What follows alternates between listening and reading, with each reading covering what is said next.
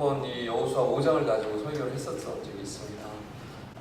5장 1절에서 12절 말씀으로 가나안에 들어갈 준비라는 제목으로 나눴었는데 무슨 내용이었냐면 이제 요단강을 건너서 돌격 앞으로 하면 이제 여리고성을 취하면 됐습니다.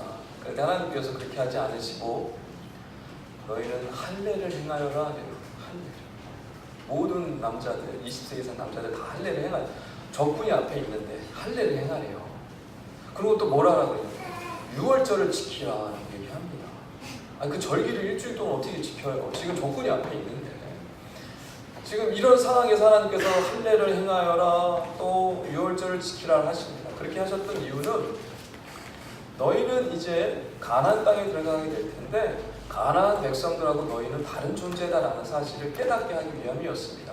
가나안 땅의 백성들은 우상이나 이런 세상의 번영이나 이 물질을 붙들고 거기서 어떤 것을 붙들고 소유함을 통하여서 만족을 누리는 백성이라면 너희는 그런 세상의 소유를 통하여서 세상의 어떤 것들을 가짐을 통하여서 만족을 누리는 백성이 아니라 오직 하나님이 주시는 은혜와 하나님이 주시는 그런 기쁨으로 만족을 누리는 백성이다라는 것을 깨달으라고 그렇게 하나님께서 말씀을 주셨죠.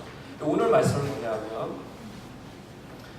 할례를 행하고 이제 6월절을 지키고 이제 여리고성을 이제 취하야 할 바로 그 직전에 진격 앞으로 해야 할 그 바로 직전에 하나님께 주시는 하나의 사건입니다. 이게 왜 중요하냐면 여리고성이 이제 6장에서부터 시작이 되는데 여리고성을 여러분 아시겠지만 함락시키지 않습니까? 여리고성이 굉장히 중요한 의미가 있습니다. 가나안의 첫 번째 싸움이었고 첫 번째 취하는 것이었기 때문에 이스라엘 백성들에게 너무너무 중요한 의미가 있습니다. 그런데 그 가나안에 들어가서 여리고성을 취하는데 그것을 취하는 배경으로서 오늘 말씀이 주어진 거예요. 여리고성 작전의 중요한 배경의 이야기이기 때문에 오늘 말씀이 굉장히 중요한 의미가 있습니다. 여호수아의 마음을 한번 헤아려 볼 필요가 있습니다. 요단강을 건넜습니다. 할례를 행했고 6월절을 지켰습니다. 이제 여리고성이 눈앞에 코앞에 있습니다. 이제 가서 싸워서 취하면 되는데 이 여호수아의 마음은 굉장히 두려운 마음이 많이 있었습니다. 이거 과연 내가 해낼 수 있을까? 과연 이 성을 하나님의 명령대로 취할 수 있을까? 그런 염려들이 많이 있었습니다. 근데 사실 이 여리고성은 일반적인 성이 아니었습니다. 굉장히 강력한 성이었어요. 언덕 위에 높은 곳에 위치한 성이었고 이중벽으로 둘러싸인 그 가나안 땅에서 성 중의 성이라고 요새 중에 요새라고 할 수 있는 엄청난 강력한 이 성이었습니다. 그 성을 바라보면서 여호수아가 나아갔던 것이죠. 얼마나 두렵고 얼마나 염려가 많았습니까? 어떤 전술을 쓸까? 어떤 전력을 세울까? 어떻게 해가지고 이걸 잘 이겨낼 수 있을까? 이걸 잘 취할 수 있을까? 그런 고민과 염려로 나아갔던 것이죠. 그런데 그런 마음으로 여리고에 가까이 가고 있는 가운데에 오늘 말씀을 보니까 갑자기 전혀 예기치 못한 상황이 펼쳐집니다. 13절 말씀을 보니까 한 사람이 갑자기 등장해요. 여호수아 앞에. 그런데 그 손에는 칼이 들려져 있습니다. 보통 사람이 아닌 것이죠. 여호수아가 얼마나 당황했는지 그런 고민과 걱정과 염려 속에서 어떻게 여리고성을 취할까 막 그런 전략을 짜고 점수를 짜고 막 생각하는 가운데 가까이 가고 있는데 눈을 들어서 보니까 갑자기 앞에 사람이 떡하고 서 있는데 칼을 들고서 바로 앞에서 서 있는 거예요. 얼마나 당황해 있는지 툭 하고 나온 말이 있어요. 여러분 우리가 갑자기 나도 모르게 나오는 말은 우리 속에 있는 말이죠. 무의식 중에 나오는 말은 우리 속에 늘 잠재해 있는 이야기가 자기의 생각이 그대로 입으로 툭 튀어나옵니다. 그래서 이 사람을 향하여서 여호수아가 뭐라 그러냐면 얼마나 굉장히 깜짝 놀랐겠습니다. 도대체 뭐야 이 사람 도대체. 그러면서 뭐라고 얘기하냐면 너는 우리를 위하느냐 적군을 위하냐 그래요. 이제 이게 표현이 좀 이렇게 완곡한데 이거 너 우리 편이야 적군 편이야. 이거 그냥 칼을 들고 나타났으니까 지금 여리고성에 가서 싸워야 될 상황이잖아요. 지금 전투를 벌여야 될 긴박한 상황입니다. 굉장히 긴박한 상황이에요. 알나 우리 긴박한 상황이야, 그렇지? 긴박한 상황인데 지금 앞에 칼을 들고 서 있는 굉장히 무서운 사람이 나타난 거예요. 그러니 지금 여호수아가 얼마나 놀랐겠습니까? 그 무의식적으로 튀어나온 거예요. 너 우리 편이야, 적군 편이야? 너 우리를 위해서 온 거야, 적군을 위해서 온 거야? 그러니까 지금 너 적군이야, 아군이야 하면서 한번 붙어보냐 이런 상황인 거예요. 굉장히 급박한 상황입니다. 그러니까 지금 여호수아의 고백은요. 여호수아의 마음에 있는 그대로의 모습이 드러난 거예요. 우리를 위한 것이냐? 적군을 위한 것이냐? 빨리 얘기하라. 여러분, 이 여호수아의 이 질문은 사실 여호수아에게만 있는 이야기가 아니라 이스라엘 전체를 대변하고 있는 이야기입니다. 그들의 중심에서 나오는 이야기예요. 우리 편이냐, 적 편이냐. 즉, 우리를 위하는 존재냐, 적군을 위하는 존재냐. 우리를 좋게 하는 것이냐, 적군을 좋게 하느냐. 이런 어떤 사고를 바라보고 있는 것을 보여주는 것이죠. 그래서 이스라엘 백성들의 모습을 한번 볼 필요가 있는데 40년 광야 생활 동안에 이스라엘 백성들은 하나님께 순종하기보다는 어떻게 했습니까? 주로 불순종했죠. 불평과 불만으로 이스라엘 백성들은 하나님 앞에 나갔습니다. 그래서 하나님을 늘 원망했어요. 그래서 먹을 것이 없으면 어떻게 했어요? 모세의 목살을 잡고 먹을 것 내놓으라고 소리쳤습니다. 마실 물이 없으면 어떻게 해요? 목마르다고 막 소리치면서 마실 물을 달라고 막 난리를 쳤어요. 그러니까 늘 하나님께 뭔가를 뭐 달라고 하고 막 도와달라고 하고 맨날 이런 그런 상황이었습니다. 그래서 사실 이 애굽에서 이스라엘이 나와서 가나안 땅에 들어가는 그 기간, 그 시간은 사실 열흘 남짓 정도밖에 되지 않는 거리예요. 그런데 지금 이스라엘 백성들은 몇 년을 거기서 좀 뺑뺑이 친 거예요? 40년. 한 열흘 남짓 거리를 그냥 가서 가나안 땅에 들어가서 가나안 땅을 취하면 됐는데 그들은 하나님 앞에 어떻게 했습니까? 불순종하고 범죄하고 그의 말씀을 따라 순종하지 않고 늘 원망하고 불평함을 통하여서 40년을 거기 뺑뺑이 도는 거예요. 뺑뺑이.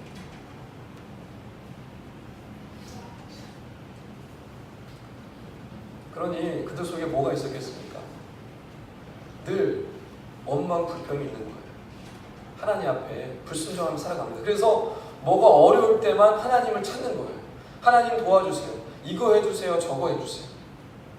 40년 생활 동안 하나님께서는 그들을 훈련시키고 단련시키셨지만 대부분의 시간이 하나님의 앞에 불순종하며 또 필요할 때만 하나님을 찾고 하나님의 도움을 구하는 그런 모습들이 40년 생활 동안 그들 속에 있었습니다.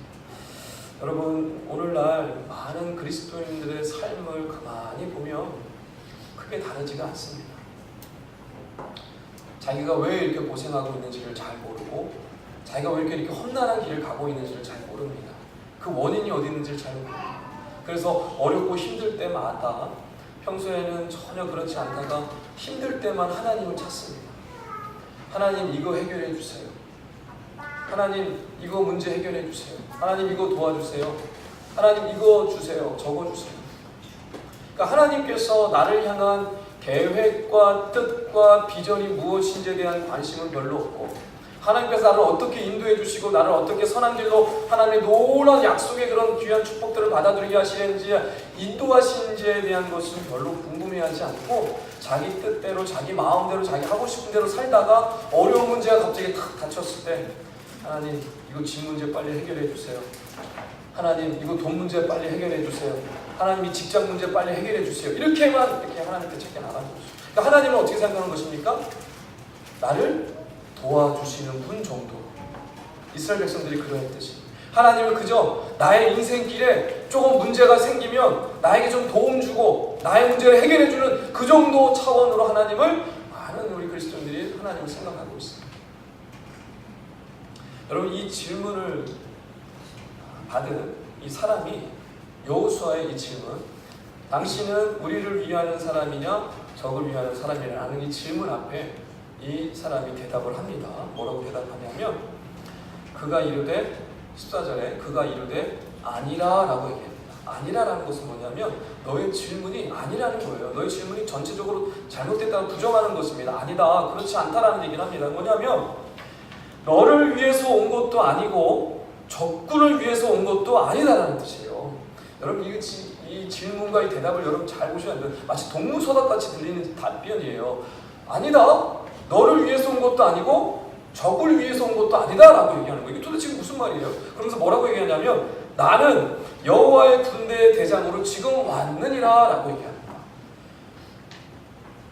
이 군대를 여러분 잘 해석해야지 오늘 본문이 이해가 되겠죠. 어떤 군대입니까? 군대는 여기서 히브리어로 차바라는 건데 무리, 군대, 군사라는 그런 의미가 있습니다. 여러분, 어떤 군대를 뜻하는 것일까? 여호와의 군대 할 때 이 군대 두 가지의 해석이 있습니다. 천상의 군대로 해석하는 그런 해석이 있고, 이 땅의 그냥 우리 사람의 군대, 일반 이 땅의 군대로 생각하는 군대 해석하는 해석이 있습니다. 두 가지 방향의 해석이 있어요. 여러분은 어떤 해석을 취할지 한번 잘 들어보시기 바랍니다. 오늘 이 군대는 어떤 의미일까? 구약의 역사서나 이런 곳곳의 말씀을 보면 하나님께서 이스라엘 백성들을 구원하시고 하나님 백성을 인도하실 때 천상의 군대를 종종 사용하실 때가 있습니다. 천상의 군대는 뭘까요? 천사. 그러니까 이스라엘 백성들을 위해서 어떤 누구의 도움도 없이 하나님께서 직접 개입하셔서 천상의 군대를 보내셔서 놀랍게 구원하시고 역사하시는 것을 종종 볼 수가 있습니다. 천상의 군대가 분명히 존재해요. 또 신약에 와서도 예수님께서도 이 말씀을 한 적이 있어요.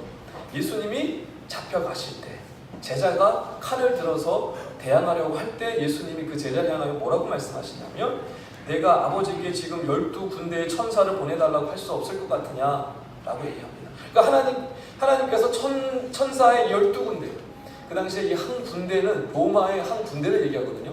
한 군대는 보통 3,000에서 5,000명으로 이루어진 사단 병력이에요. 그러니까 12군대라는 것은 계산해보면 대충 나오겠죠. 몇만 명 이상의 군대를 하나님께서 천사를 보내서 이 악한 세력을 다 싹 쓸어버릴 수 있다는 뜻입니다. 예수님께서 그렇게 말씀을 하셔요. 그러니까 천상의 군대는 분명히 존재합니다. 천상의 군대. 그렇다면 오늘 이 말씀을 천상의 군대, 천사의 군대로 우리가 봐야 할 것이냐, 아니면 이 땅의 군대로 봐야 되냐. 이 땅의 군대로 우리가 볼 수 있는 이유는 뭐냐면, 출애굽기 12장 40절 41절에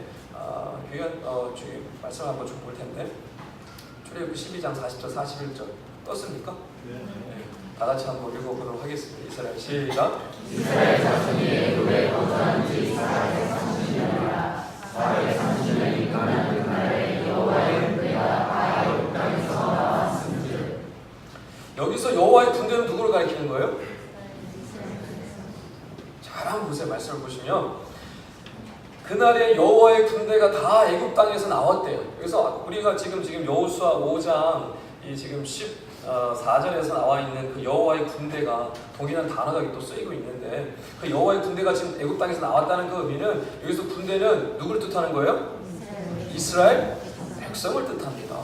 그러니까 군대라고 했을 때 천상의 군대가 있고 이 땅의 군대가 있을 수 있는 거예요. 그러니까 지금 여호와의 군대라는 것은 천상의 군대일 수도 있고 이 땅의 군대일 수도 있는데, 두 가지의 그런 장면이 이미 구약에도 나오고 신약에도 나오고 이렇게 나오는데, 과연 이 문맥상 그렇다면 이 여호수아 5장 14절에는 여호와의 군대는 천상의 군대냐 이 땅의 군대냐, 둘 중에 하나를 우리가 선택해서 해석을 해나가야 돼요.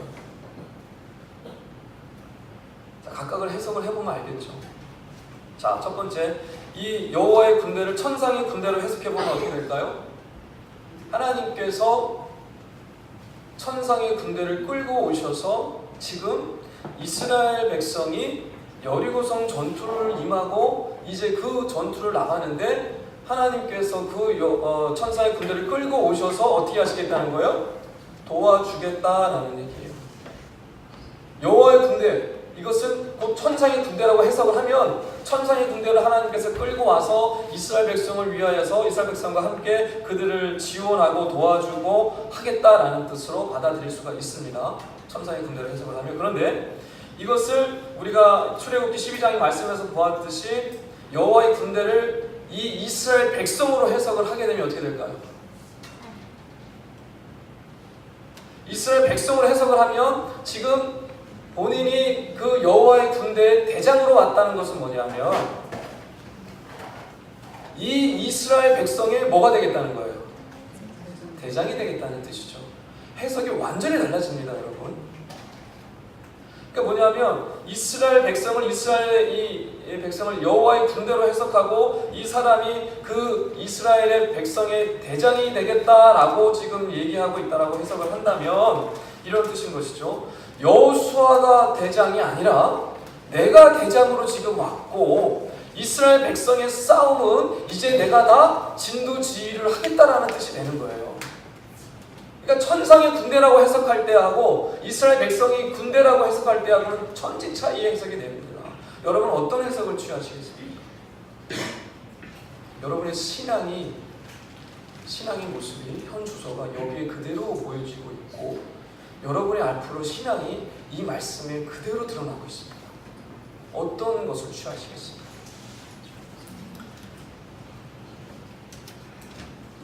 어떤 해석이 마음에 드세요? 천상의 군대가 와서 도와주길 원하는 그런 해석을 원하시죠.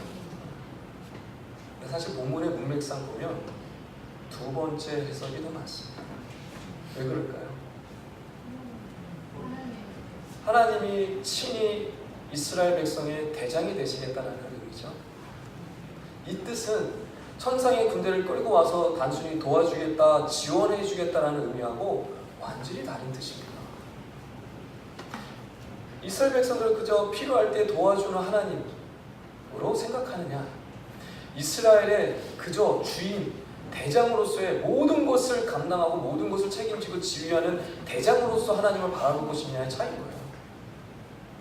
여러분의 신앙을 이 말씀을 통해서 이 현재의 여러분의 상태를 분명히 보셔야 하고 앞으로 여러분의 신앙에 결정하고 결단하는 일에 두 가지 중에 하나를 여러분이 결단을 하셔야 합니다. 저는 두 번째 해석이 문맥상 맞다라고 생각을 합니다. 왜 그렇게 생각하냐면 6장에 일어나는 일을 한번 생각해 보세요. 여호수아가 이제 이 여리고성을 취하게 되는데 인간이 취할 수 있는, 인간이 행할 수 있는 방법으로 여리고성을 취합니까? 인간이 생각할 수 없는, 인간이 도저히 상상할 수 없는 방법으로 하나님께서 일하십니까? 이것만 보더라도 우리 인간이 뭔가를 행해서 그것을 통하여서 하나님이 도움을 주셔서 해결하는 방법으로서 해석이 될 수가 없어요. 하나님이 직접 친히 대장이 되셔서 하지 않는 이상 이것은 이루어질 수가 없는 일입니다. 그리고 두 번째, 14절 후반절에 나오는 이 여호수아의 모습을 보고 알 수가 있습니다. 우리 14절을 다 같이 한번 읽어보도록 하겠습니다. 14절입니다. 시작.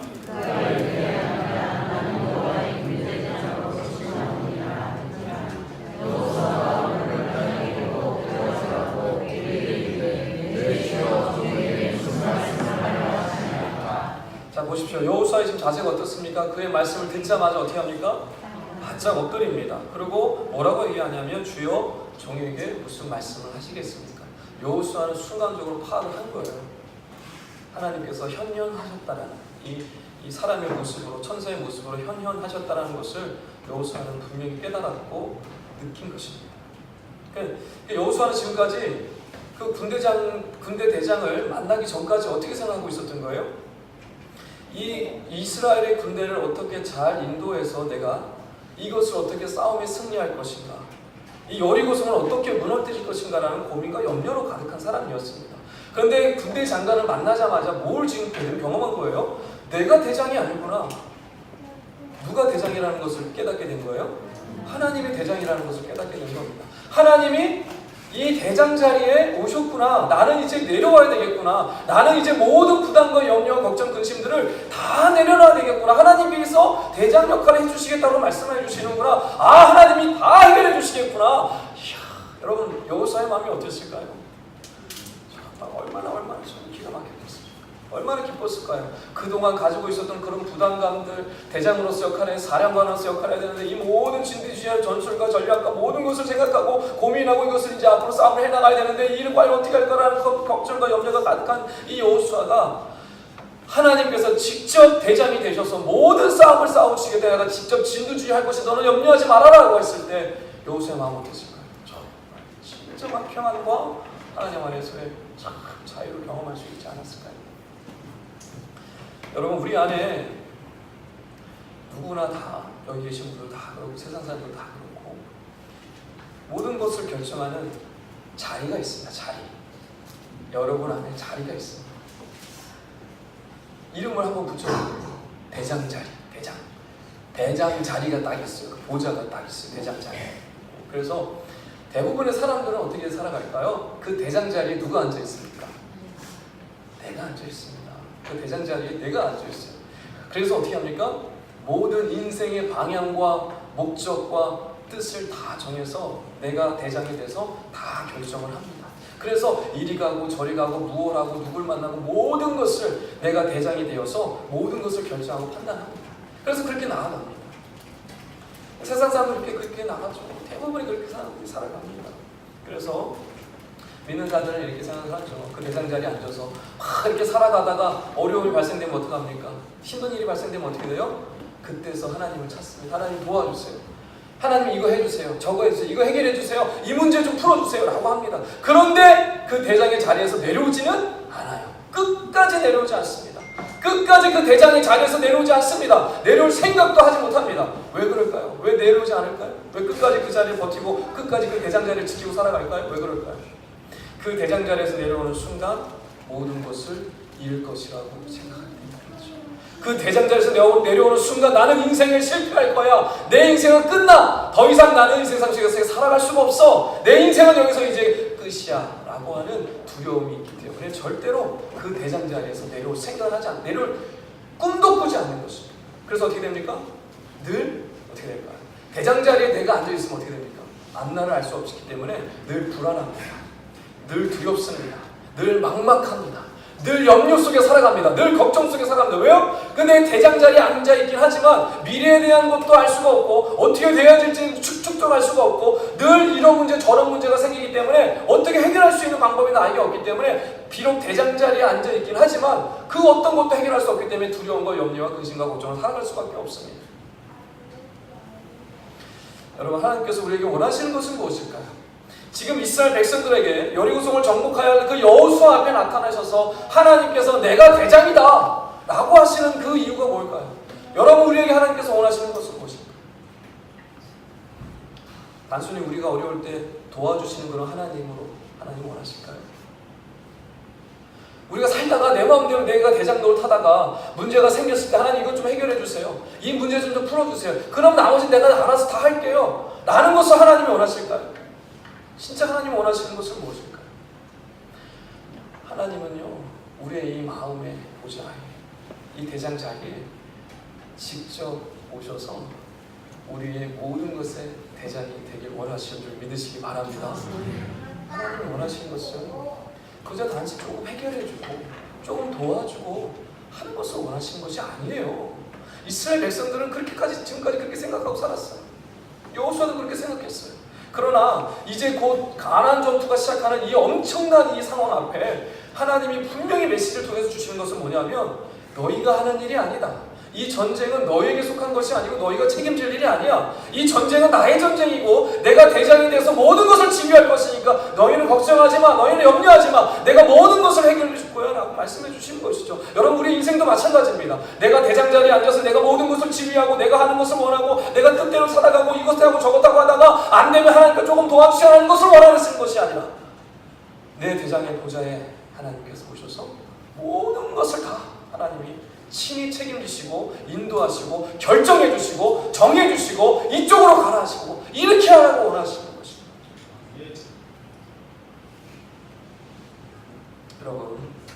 여러분의 대장 자리에서 속히 내려오셔서 그 대장의 자리에 주님을 모시기를 주의 이름으로 축원합니다. 아멘. 그러야지 여러분 살 수 있어요. 그래서 여러분 진짜 살 수 있습니다.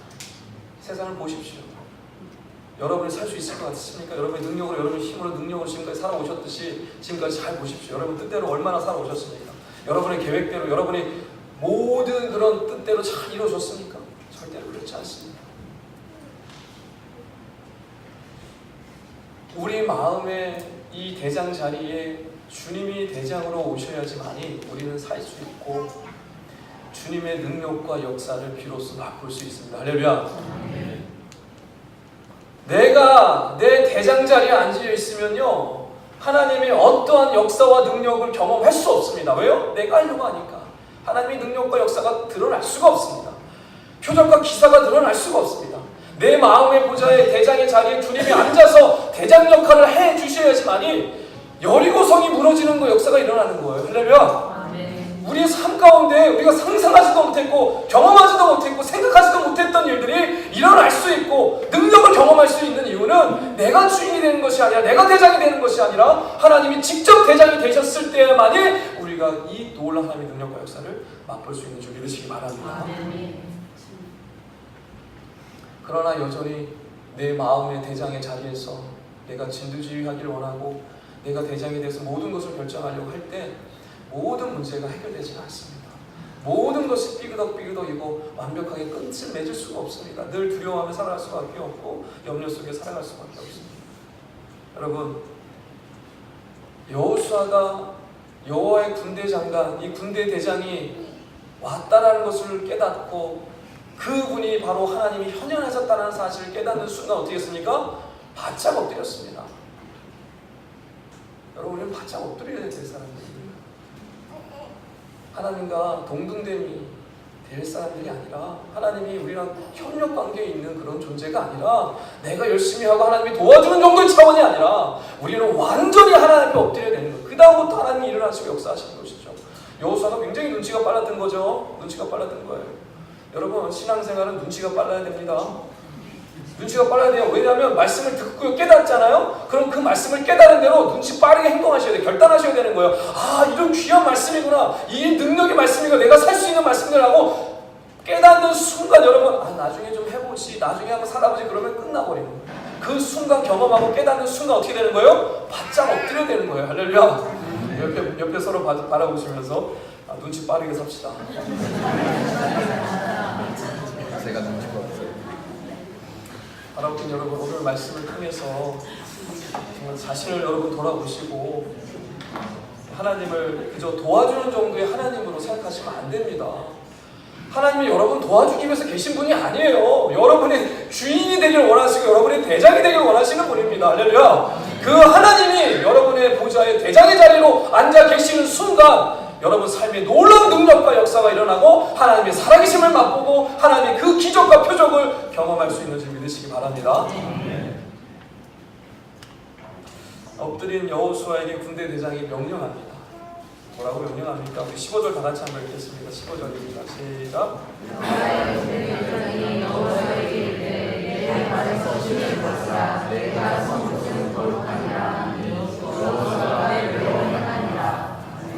할렐루야.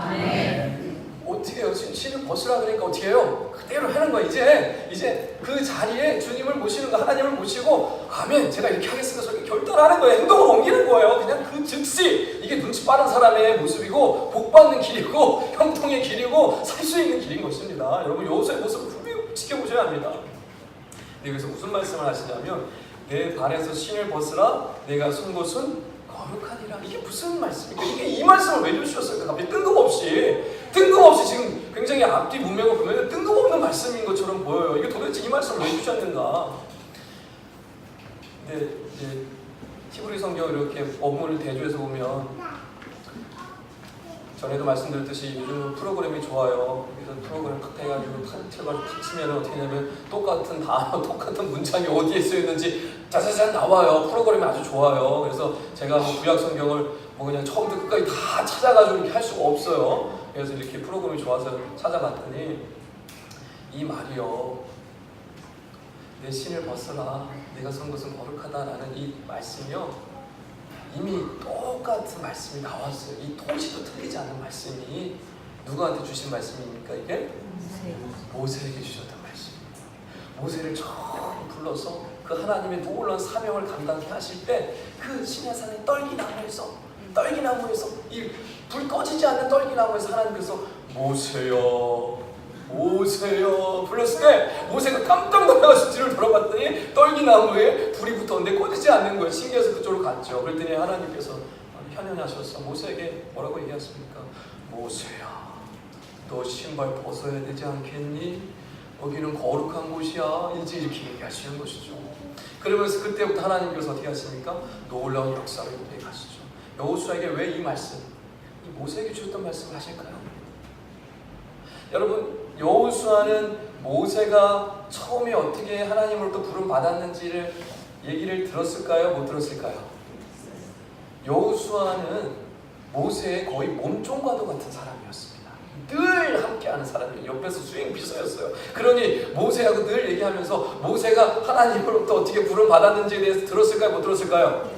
이미 들어서 잘 알고 있었죠. 그러니까 하나님께서 모세를 부르실 때 너 신발 벗어라 여기는 거룩한 곳이다 라는 그 말씀을 분명히 들었을 거예요. 근데 이제 여리고 성을 이제 함락해야 되는 상황에 군대 장관이 나타나셔서 군대 대장이 나타나셔서 지금 여호수아에게 뭐라고 말씀하시는 거예요? 그 옛날 모세에게 해주셨던 똑같은 말씀을 해주고 있는 거예요. 너 신발 벗어라. 여기는 거룩한 곳이다. 여호수아가 어땠을까요? 소름 끼치지 않았을까요? 저 같으면 소름 끼쳤을 거예요. 이 말씀을 보는데 소름 끼치더라고요. 야, 하나님께서 모세에게 이런 놀라운 기적과 역사로 이제 시작을 하셨던 그 옛날 이야기를 알잖아요. 이제 그 하나님께서 모세와 함께 하셔서 표적과 기사를 했던 것처럼 이제 나하고도 함께 하셔서 이제 나의 군대 대장이 되셔서 모든 것을 이겨 나가시고 승리하시고 또 싸워 나가시겠구나. 이 사실을 경험한 것이 이것을 깨달은 거예요. 얼마나 이 여호수아가 큰 힘을 얻었겠습니까? 얼마나 큰 위로를 경험했겠습니까? 옛날에 고대 근동의 그 당시 문화를 보면 그 사람의 발을 보면 그 사람의 신분을 알 수가 있었어요. 발을 보면 알 수가 있어요. 발에 신발이 있느냐 없느냐를 가지고 그 사람의 신분을 알 수 있었던 시절이에요. 요즘은 뭐 이렇게 루이비통 좋은 걸 핸드백을 딱 차고 있으면 아 부자구나, 그렇지 않구나 이걸 알 수가 있죠. 근데 옛날에는 사람의 발을 보고 신분을 알 수가 있었어요. 발에 신발이 있으면 주인이고 발에 신발이 없으면 종이에요.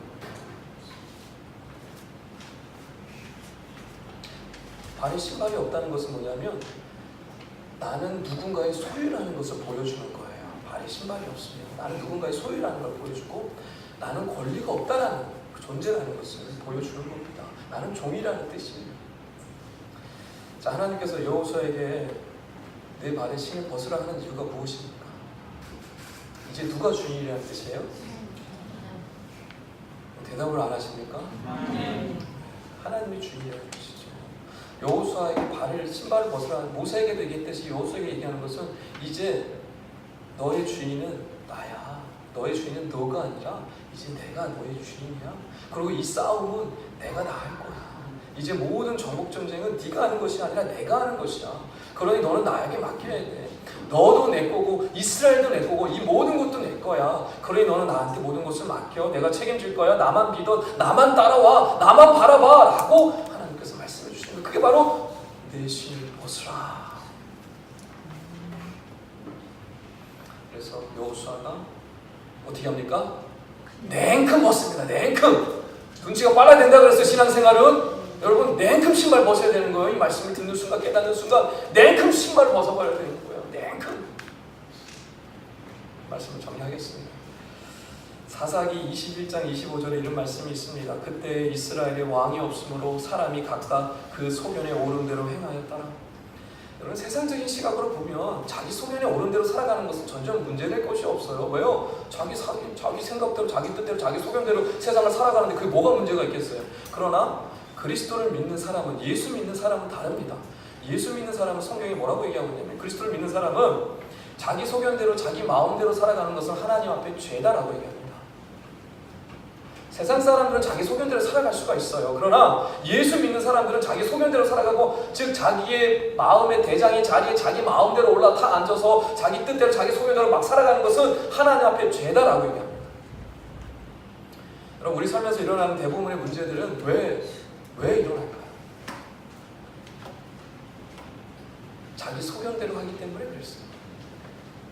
여러분의 삶 가운데 문제 일어나는 것들 갈등 요소들을 한번 잘 보세요. 내 마음의 보좌에 내가 대장 노릇하고 내가 올라타 앉아서 내 소견대로 내 뜻대로 하다 보니까 문제가 생기는 것입니다. 여러분 부부싸움 왜 합니까? 부부싸움 안 한 것처럼 저를 쳐다보시면 부부싸움 왜 하십니까? 나는 옳고 상대는 틀렸다라고 생각하기 때문에 그렇죠. 도대체 누가 만든 거예요? 우리 박성민 집사님도 자기가 옳다 그러고 박성민 집사님도 자기가 옳대요. 이러니까 이제 하는 거죠. 그러니까 뭐냐면 우리는요 늘 자기 소견대로 바라봐요. 이 세상을. 상대방도 자기 안에 있는 자기 주장대로 자기 생각대로 바라보니까 문제가 생기는 것입니다. 여러분 교회 안에서 갈등이 왜 생깁니까? 교회에서 신앙생활하면서 교회 잘 안 되고 교회 못 되길 원하는 성도들이 어디 있어요? 다 교회 잘 되길 원하죠. 근데 왜 갈등이 생깁니까? 자기 생각대로 자기 소견대로 해야만 교회가 잘 된다고 생각하기 때문에 그 각자 소견이 다 다른 사람들, 각자 생각이 다 다른 사람들 서로 얘기하다 보니까 어떻게 되는 거예요? 갈등이 생기는 것이죠. 문제가 무엇입니까? 자기 소견이 옳은 대로, 자기 생각대로 그 마음의 보좌에 자기가 대장이 돼서 진두지휘하려 하다 보니까 많은 문제들이 생기는 것이죠. 여러분, 예수 믿는 사람들은 어떻게 살아가야 되는 것입니까? 갈라디아서 2장 20절 말씀이죠. 우리 다 같이 말씀 읽고 말씀 정리하도록 하겠습니다. 갈라디아서 2장 20절 있습니까? 다 같이 한번 시작. 내가 그리스도와 함께 십자가에 못 박혔나니 그런 이제는 내가 사는 것이 아니요 오직 내 안에 그리스도께서 사시는 것이라. 이제 내가 육체 가운데 사는 것은 나를 사랑하사 나를 위하여 자기 자신을 버리시니 하나님의 아들을 믿는 믿음 안에서 사는 것이라. 아멘. 여러분, 정말 예수 믿는 사람은요, 이미 예수님과 십자가에 못 박혀 죽은 거예요. 이미 죽은 거예요.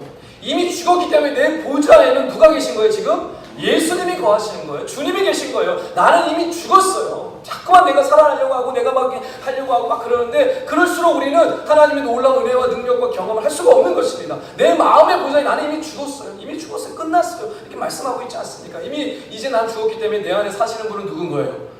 예수님이 사시는 것이죠. 할렐루야. 내 안에 이 대장 자리에 예수님이 자리하셔서 예수님이 대장이 되셔서 우리를 진두지휘 하시는 거예요. 그래야지 진짜 하나님의 능력과 역사를 맛보고 구원의 능력과 귀한 은혜를 경험할 수가 있는 것입니다. 그래서 여러분, 내 안에 계신 주님이요, 내 대장이 되시고 내 안에 이 자리에 주님이 주인으로 역사하시는 순간부터, 비록 내 앞에 여러 가지 문제가 있을지라도, 많은 그런 어렵고 힘든 일들이 나한테 일어난다고 하더라도요, 더 이상 내가 해결할 것이 아니라 누가 해결하는 거예요? 주님이 해결하시는 거예요. 하나님이 해결해 주시는 거예요. 그러니까 그 안에 비록 여러 가지 어렵고 힘든 상황이 있다고 할지라도 마음은 어떨까요? 주님 안에서 진정한 평안과 자유와 만족을 경험할 수가 있는 것이고, 주님이 해결해 주시는 것을, 우리가 상상하지도 못했던 방법으로 해결해 주시는 것을 우리가 경험하고 놀란 하나님의 살아계심을 맛볼 수가 있는 것이죠.